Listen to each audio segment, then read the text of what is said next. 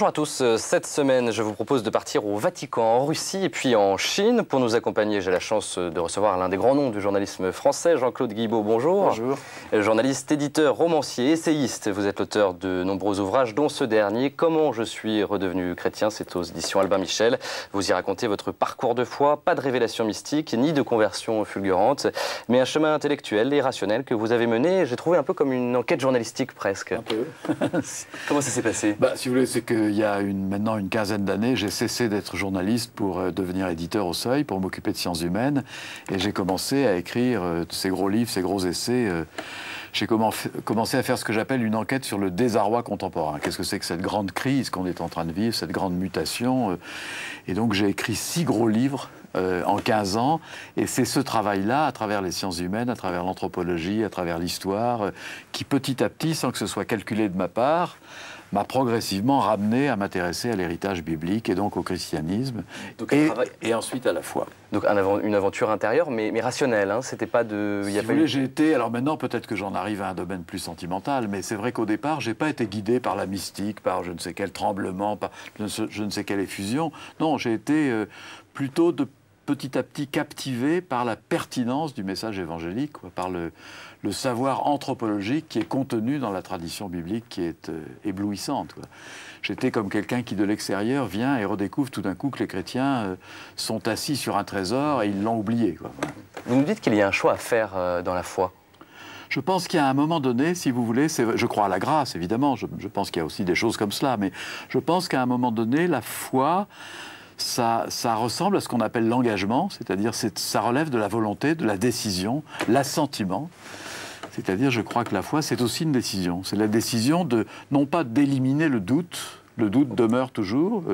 Regardez des grands noms de l'Église comme Thérèse de Lisieux, elle a toujours vécu avec le doute, mais ça consiste à enjamber le doute, à le dépasser, à faire acte de foi, c'est-à-dire acte de décision. Il faut plonger. J'aime bien cette idée, oui. Il y a un théologien qu'on a oublié aujourd'hui, un théologien britannique qui s'appelle John Newman, qui a écrit un très beau texte qui s'appelle « Grammaire de l'assentiment ». Et il parle d'assentiment, et j'aime bien ce mot, parce qu'il contient évidemment une part de volonté, de décision. Ceci dit, vous dites que vous n'êtes pas sûr d'être devenu un bon chrétien, finalement. Qu'est-ce que ça veut dire? C'est un peu ironique de ma part. Je ne suis pas sûr d'être un bon chrétien selon les critères un peu stricts. D'abord, je suis divorcé, remarié. Imaginez ça. Je suis de la génération, en effet, je suis né en 44, je suis de la génération qui a fait mai 68. Donc je suis un divorcé remarié. Aux yeux du Vatican, en théorie, je n'ai pas le droit de communier, donc je suis déjà un petit peu en marge. Ça ne vous empêche pas d'être chrétien? Pas du tout. Et dire je ne suis pas sûr d'être un bon chrétien, c'est aussi pour moi une manière de dire j'ai aucune envie d'être moralisateur. Vous savez, je pense à la femme adultère que celui qui n'a jamais péché. Je ne me sens pas meilleur qu'un autre, voilà. Quand on vous pose la question, êtes-vous chrétien? Vous commencez le livre comme ça d'ailleurs, vous répondez quoi, oui ou non? Maintenant je réponds oui sans hésiter. Et il y a quelques années? Il y a quelques années, j'hésitais comme tout le monde. D'abord, qu'est-ce que ça veut dire être chrétien? Qui peut le dire? Est-ce qu'il y a un seuil? Est-ce qu'il y a un moment donné? On peut dire oui, je suis chrétien culturellement, parce que j'ai été formé par cette tradition.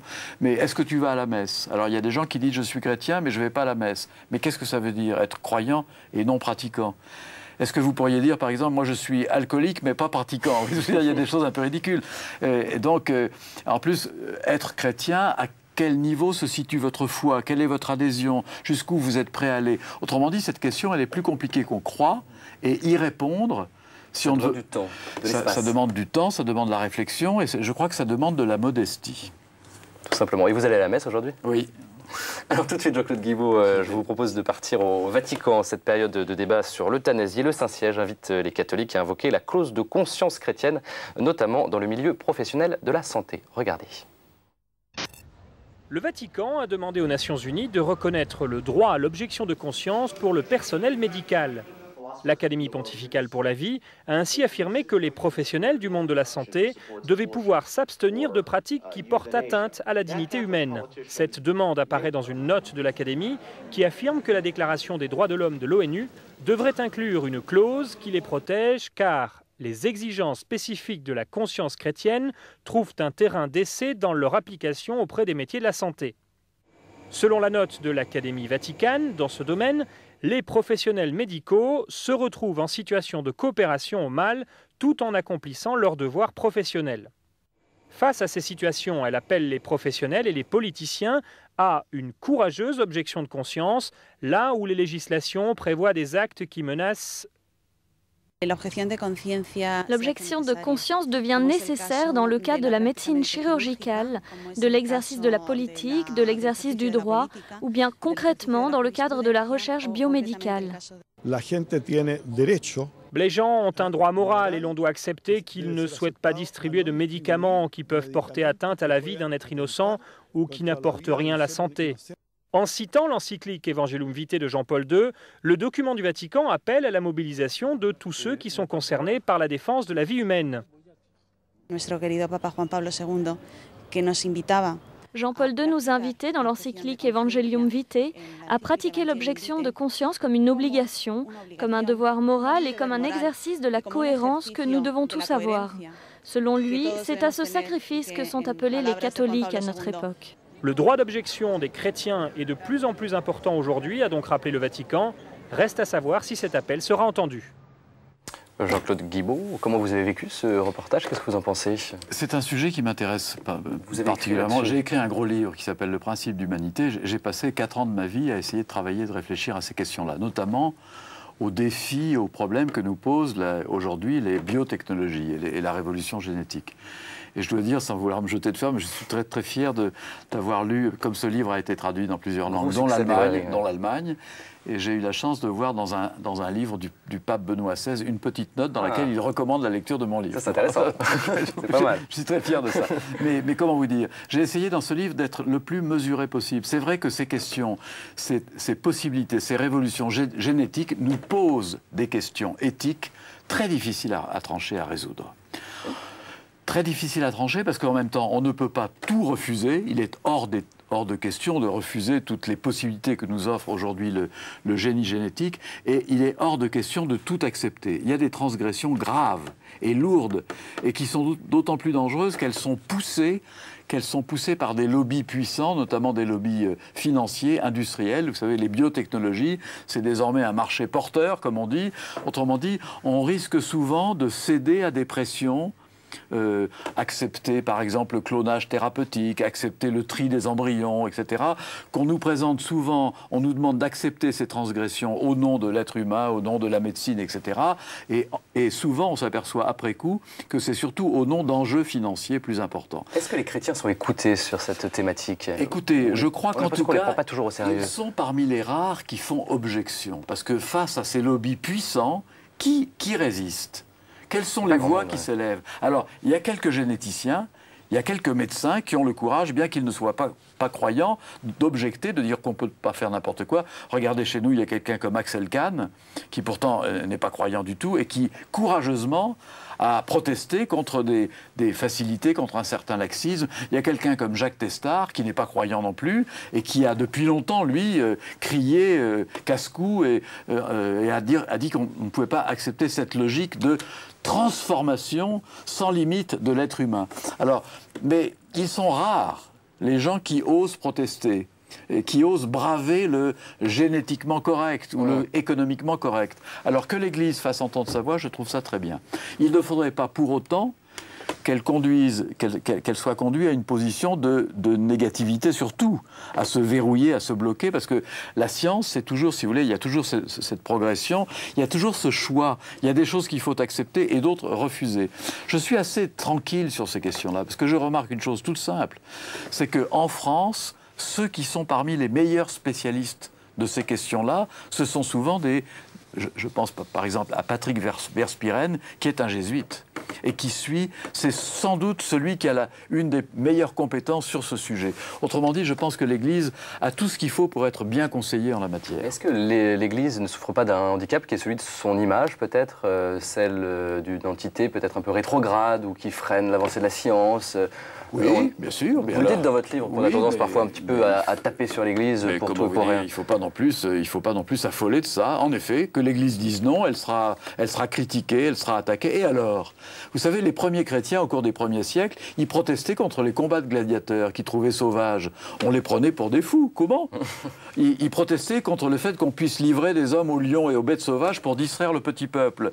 Ils étaient les premiers et les seuls à protester contre cette sauvagerie-là. Ils étaient objecteurs de conscience, figurez-vous. Ils n'acceptaient pas d'entrer dans l'armée. Ils refusaient de prêter, de faire des sacrifices à l'image de l'empereur, de faire l'idolâtrie. Donc ils étaient minoritaires. Il y a dans l'histoire de l'Église des moments où les chrétiens ont été minoritaires. C'est la force de conviction. Mais où l'histoire leur a donné raison après coup. Donc en effet, bah oui. Vous ne pouvez pas à la fois dire non avec force à une idéologie dominante et être applaudi par tout le monde. Non? Quand vous critiquez les médias vous tombent dessus. C'est normal.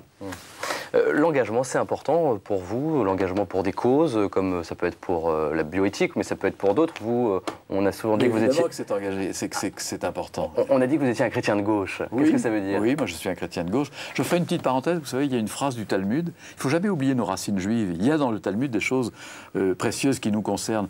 Il y a dans le Talmud cette phrase superbe, cette remarque superbe qui dit « L'homme a un point commun avec le saumon », c'est-à-dire le poisson, vous savez. Alors vous demandez pourquoi? Et la réponse c'est « Oui, parce que comme le saumon, il n'est jamais autant lui-même que quand il remonte le courant ». C'est magnifique. C'est subversif du christianisme. C'est ce côté, oui, ce côté dire non à la fatalité, dire non à la puissance, dire non à la tragédie, à l'inéluctable, se dresser sans cesse. Il me semble que c'est au cœur même du christianisme. C'est ce que j'appelle, moi, la subversion évangélique, en effet. Dire non, vous savez, dans la tradition juive aussi, il y a une très très belle image. Ne pas accepter d'abandonner le monde aux méchants. C'est dans le livre des psaumes. C'est tout simple. Ça veut dire ne pas accepter d'abandonner la logique du monde à la loi du plus fort, à la loi du plus riche, à la loi du plus malin. Objecter, être en révolte, c'est magnifique, évidemment. Je pense qu'il y a ça dans le christianisme. Oui. Réhabiliter les victimes. Réhabiliter les victimes et dire que sans cesse, il n'y a pas de raison d'opprimer les victimes. C'est-à-dire qu'elles ne sont pas coupables. Souvent, la persécution se fait au nom d'un mensonge. Quand on immole Jésus, quand on le crucifie, c'est en l'accusant de porter en lui la révolution, d'être le roi des Juifs, etc. Et ce sacrifice-là, il me semble, démasque la vanité et le mensonge de tous les sacrifices précédents. Il déconstruit le discours des persécuteurs. Nous avons ça entre nos mains, nous avons ce discours explosif. C'est pour ça que moi j'aime bien dire, je ne suis pas le seul, mais j'aime bien dire que la Bible, c'est de la nitroglycérine, c'est pas du sirop d'orgeat. Vous voyez ce que je veux dire? Pour les rebelles. Bien sûr, bien sûr. Jean-Claude Guibaud, je vous propose tout de suite de partir à Moscou, où les rapports entre orthodoxes et catholiques semblent se détendre. Pour preuve, la récente visite de Vladimir Poutine au Vatican, l'unité des chrétiens reste l'un des grands chantiers de Benoît XVI. Regardez. Pour Benoît XVI, améliorer les relations avec les églises orthodoxes a toujours été une priorité. Cela inclut les relations entre Rome et Moscou, qui ont prouvé progresser ces derniers mois. Néanmoins, des tensions perdurent. La plus importante étant l'accusation faite par l'Église orthodoxe russe contre l'Église catholique de faire du prosélytisme dans son pays. Une accusation que les catholiques rejettent fermement. Le problème est le concept nationaliste de religion chez les orthodoxes, soulignent les analystes. Ils considèrent que tout russe devrait être orthodoxe. Si vous êtes russe, vous êtes enraciné dans la culture orthodoxe. Vous devez être baptisé, vous devez appartenir à l'Église orthodoxe. Si vous vous approchez de l'Église catholique selon votre volonté propre, cela n'est pas normal pour eux. Je ne peux pas être d'accord avec cette approche ethnique du christianisme. Une approche nationaliste que d'autres églises orthodoxes ne partagent pas. En dehors de la Russie, beaucoup pensent qu'après 70 ans d'athéisme, les catholiques et les orthodoxes devraient travailler ensemble pour défendre la famille, la vie et la justice. J'espère que le problème de prosélytisme sera résolu. Plus tôt nous le résoudrons, mieux ce sera. Nous devons comprendre que nous ne sommes pas dans des structures compétitives. Nous sommes alliés, nous avons une mission commune. Nous ne devons pas être engagés dans des activités missionnaires aux dépens des autres. Nous devons nous aider dans nos missions. En Russie, il y a officiellement 220 paroisses catholiques et environ 300 non officiellement enregistrées. Dans beaucoup de ces communautés, les fidèles sont privés d'un lieu de culte. Il y a seulement 270 prêtres pour 600 000 catholiques dans un pays de 144 millions d'habitants, ce qui représente moins d'1% de la population totale. Le manque d'églises est particulièrement significatif dans la capitale. À Moscou, la situation est très difficile. Il n'y a que 2 églises. Chaque dimanche, nous célébrons 27 messes dans 20 langues différentes. Il est compréhensible qu'il soit presque impossible de célébrer 27 messes dans 2 églises, et c'est pourquoi nous utilisons aussi les ambassades américaines et allemandes. Beaucoup d'églises ont été confisquées par l'État durant le régime communiste. Après 1990, des conflits entre l'Église catholique et orthodoxe ont rendu les relations entre Rome et Moscou très difficiles. La Russie, Jean-Claude Guilbault, un pays que vous connaissez bien. Oui, si vous voulez, c'est intéressant ce reportage. Je pense qu'au sein de la chrétienté, il y a des... au sein d'ailleurs de l'héritage biblique en général, il y a des césures, il y a des failles qui ont été assez largement comblées. Il y a des rapprochements qui ont été assez bien réussis par le précédent pape, par Jean-Paul II. Par exemple, la réconciliation avec les Juifs a été, je crois, une des grandes victoires de Jean-Paul II. Elle continue. C'est sûrement sur ce terrain-là qu'il a fait le plus grand pas. D'ailleurs, je vous signale qu'il était très populaire chez les Juifs, notamment les intellectuels juifs, et que le voyage qu'il a fait à Jérusalem devant le mur de lamentation a bouleversé toute la presse israélienne. Donc cette réconciliation-là a fait beaucoup de progrès. En revanche, la réconciliation avec les orthodoxes est plus difficile. Et je ne crois pas qu'on ait fait beaucoup de progrès. Je ne pense pas qu'on puisse dire que... Ça ne tenait pas à la nationalité de Jean-Paul II? C'est très compliqué. Il y a le fait qu'il était polonais, donc évidemment, ça pose un problème supplémentaire, qu'il a pu d'ailleurs être présenté comme le vrai victorieux du communisme. Et donc... Mais ça tient aussi, c'est dit dans le reportage, il y a dans l'orthodoxie slave et russe en particulier... Si vous voulez, il y a une forme de nationalisme russe qui est incontestable. Il y a le fait que, à travers ces 75 ans de drame pour les chrétiens, qu'a été le communisme, les 75 ans de communisme, il y a une partie importante du monde orthodoxe, de l'Église orthodoxe, qui a été décapitée, envoyée au goulag, exilée, voire tuée. Mais il y a aussi une partie qui a collaboré pendant 75 ans avec le régime communiste. Qui après 75 ans d'athéisme, il n'y a pas un petit peu comme une religion d'État, si vous voulez. Évidemment que l'idéologie officielle du régime était l'athéisme, mais il y avait en même temps une hiérarchie orthodoxe proche du pouvoir. Donc il y a tout ce passé qui est très très complexe. Et puis c'est vrai que les blessures historiques entre latins et orthodoxes sont très profondes. Le schisme remonte à 1056. Il a été aggravé, comme vous le savez, par le sac de Constantinople par les croisés en 1204. Quand je suis allé en Russie à plusieurs reprises, je me suis rendu compte à quel point cette plaie était encore vive. Je me suis vu reprocher, je me souviens à 2 ou 3 reprises, par des popes russes, je me suis vu reprocher, moi français, le sac de Constantinople en 1204. C'est incroyable. Comme si ce reproche était là. Sacrée génération. Alors vous savez qu'en 1204, les croisés en fait ont pris Constantinople pour trouver des trésors, pour payer les Vénitiens qui assuraient leur transport. Donc on peut dire que c'est à l'instigation des villes italiennes commerçantes que ce sac qui a été effroyable, en effet. Ce sac d'une ville chrétienne par d'autres chrétiens. Mais cette blessure est encore très très profonde. Quand on est journaliste, on s'en rend compte, oui. Alors là, je pense qu'il y aura du chemin à faire. Et il y a des zones de fracture qui sont plus dangereuses que la Russie. C'est l'Ukraine, comme vous le savez. Puisqu'en fait, il y a la question des uniates en Ukraine, des gens qui sont à cheval, qui dépendent du Vatican tout en étant proches du monde orthodoxe. Et on peut dire que l'Ukraine est partagée en deux, est divisée en deux. Et les événements explosifs qui ont lieu à nouveau en ce moment en Ukraine, ils ont quelque chose à voir avec cette grande question religieuse, qui n'est pas résolue. Plus largement, l'unité des chrétiens, est-ce que c'est quelque chose qui vous tient à cœur? Vous citez dans votre livre notamment un professeur protestant qui a compté pour vous. Est-ce que cette unité des chrétiens, c'est quelque chose que pour vous, vous souhaitez? Si vous voulez, pour moi, ça ne pose pas de problème. Et c'est vrai que chez nous, je pense que ça ne pose pas de problème. Je suis invité aussi bien ici, chez nous, dans les milieux protestants, dans les milieux orthodoxes que dans les milieux catholiques. Je ne fais pas moi-même la différence. Et je crois que ceux qui me reçoivent ne font pas la différence. C'est ça qui compte au final. J'ai eu un grand professeur qui a beaucoup compté dans ma vie, qui était en même temps un grand théologien protestant, qui était Jacques Ellul, qui a écrit une œuvre théologique considérable. Il a eu une énorme influence sur le petit catholique que je suis, sans que ça ne me pose le moindre problème. Vous n'avez pas hésité à un moment prendre la voie du protestantisme, faire ce choix-là? Non, vous savez, je suis très sensible. Vous connaissez cette phrase, je crois qu'on chante mieux quand on est perché dans son arbre généalogique. Cette expression. Ou j'aime bien cette phrase du Dalai Lama. Vous le savez peut-être, quand des gens vont voir le Dalai Lama en lui disant nous voulons nous convertir au bouddhisme pour nous rapprocher de vous, il leur répond retournez approfondir votre propre tradition. Et il ajoute c'est de cette façon que vous serez plus proche de nous. Donc je crois, moi je suis né catholique, et si j'ai quelque chose à trouver, à approfondir, c'est dans ma propre foi, oui. Alors vous parliez du Dalai Lama, je vous propose de partir en Chine, pas très loin. La Chine où la liberté religieuse reste très relative malgré de nombreuses sources d'espoir, comme cette étude statistique aux conclusions surprenantes. Regardez. La première enquête sur les convictions religieuses en Chine révèle que la religion prend de plus en plus d'importance dans le pays. L'étude dirigée par le professeur Tong Shishun de l'université de Shanghai montre que plus de 400 millions de Chinois acceptent certaines formes de religion, 4 fois plus que ce que le gouvernement estime. Le nombre de personnes déclarant elles-mêmes croire dans une sorte de système religieux est plus élevé que ce que nous pensions. Un résultat surprenant pour un pays qui défend expressément l'athéisme.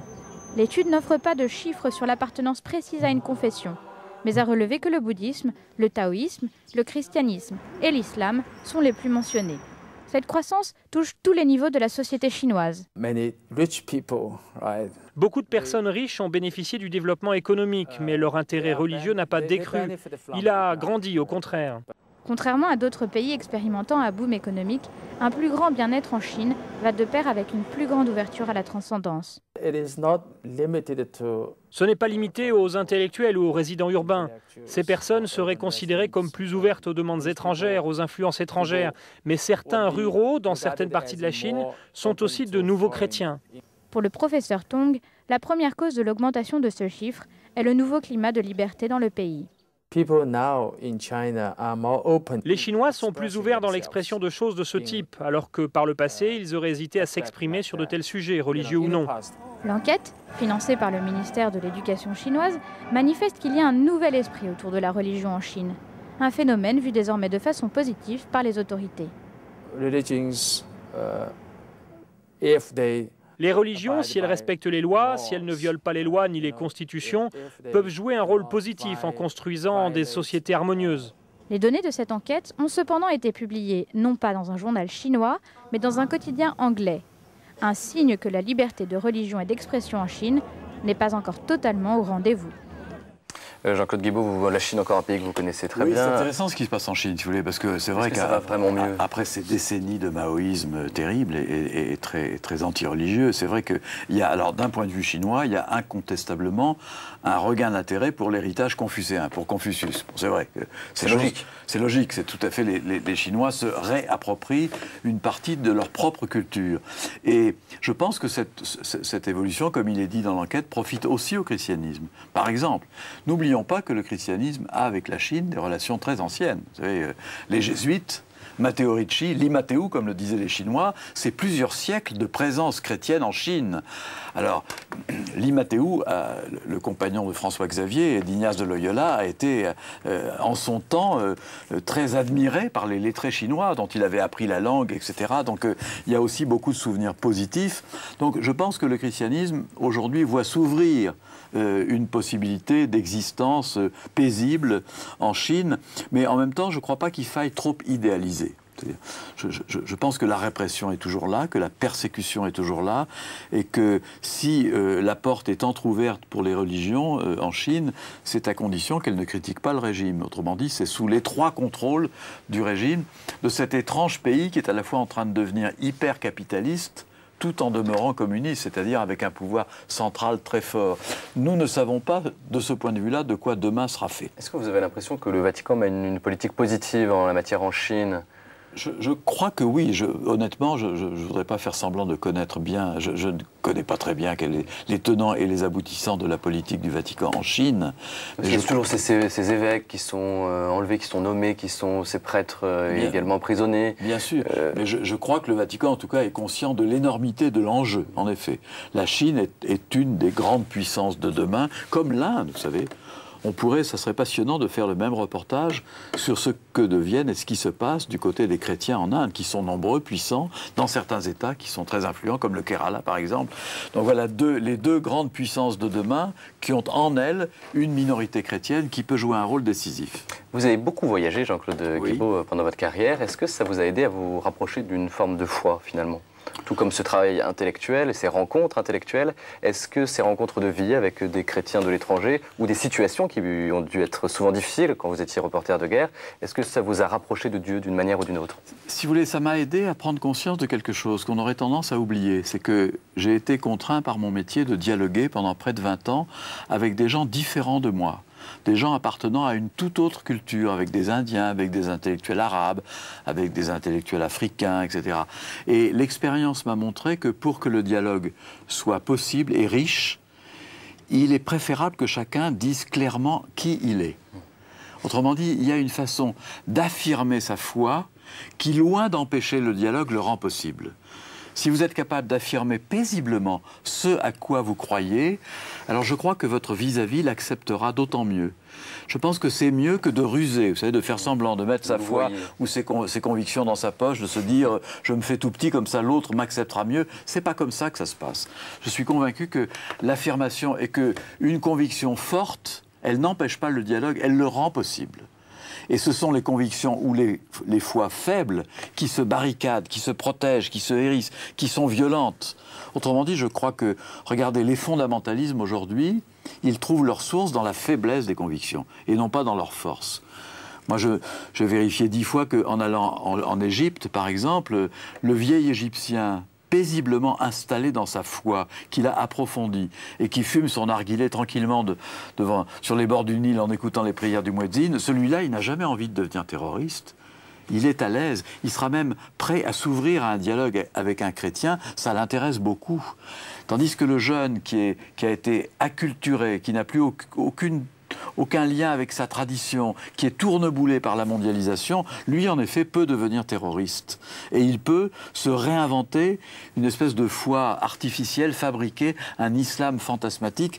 Tout ça pour dire que c'est la force de conviction qui permet le dialogue. Merci Jean-Claude Guibaud pour ce témoignage. Je rappelle que vous êtes l'auteur de ce livre « Comment je suis redevenu chrétien ». Vous voyez à l'écran, c'est aux éditions Albin Michel. Voilà, c'est la fin de cette émission. Un grand merci à Ariane Rollier pour ses reportages. À la semaine prochaine.